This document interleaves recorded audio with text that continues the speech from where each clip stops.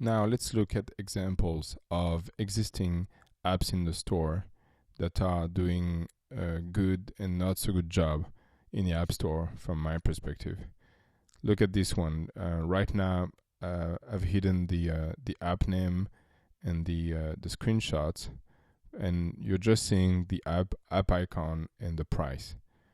So you see a balloon with the letters T and E inside, and the app cost $4.99.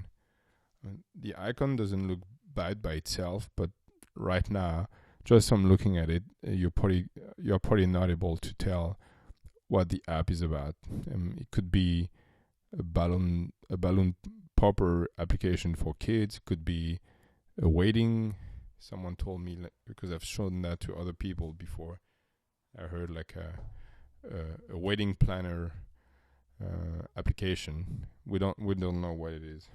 Now let's look at the screenshots. So we see two screenshots. The left one is an app preview, and the next one is actually looks exactly the same.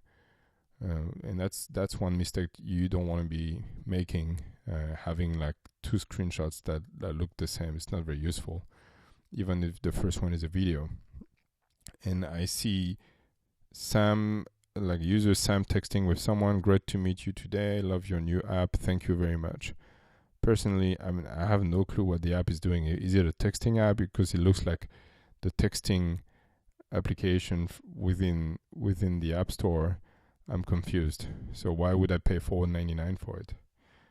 So now I look into a click within the app, and I look at this next screenshot, and here I've got sample snippets, and I have like bunch of text. It's still confusing. Now I'm showing you the app name. It's called Text Expander, and what the app does, and it's probably a great application once you know and once you use it and download it, where you type like few characters and it's kind of replacing longer text when you want to be texting.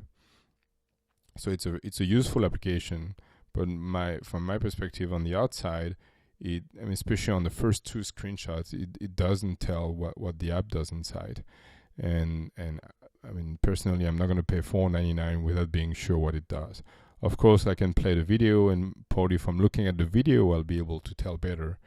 But without playing the video, it's gonna be hard. So there's not much here that tells me, except maybe the description in the video, what the app does. And that's why I would characterize this application as a white box one. Maybe a great application, but doesn't tell well what the app does on the outside. To their credit, the video they created, the demo that you can see on the first screenshot, is very nice and very well explain how the app works. It's just that the rest, the screenshots and the icon, are not very much helping the user to make a decision to buy this $5 app or not. Now let's look at another application. It's almost the same functionality than Text Expander. It's called Keyboard Shortcuts, but here I think the developer did a much better job presenting the app in the App Store.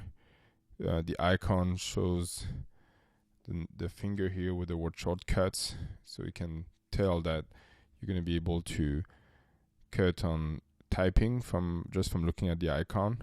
There's a video, but even the intro video is different from the second screenshot. It says keyboard shortcuts for iOS 8. And then on the first screenshot, you can see type short abbreviation that expand into full text. They had a spelling mistakes on the word expand, but outside of that, I think it tells a better story of what the app is about. The third screenshot is choose from a list of preset shortcuts and create your own. So what they're doing here, even though it's the same functionality, it's a cheaper price, is telling the users why they should download the app, and they also have a preview that you can look at. From a usage perspective, I think the Text Expander is more popular and is probably more functional. I looked at the review for this one. It's not as good, but it's just from an outside perspective, they do a better job than TextExpander, I think.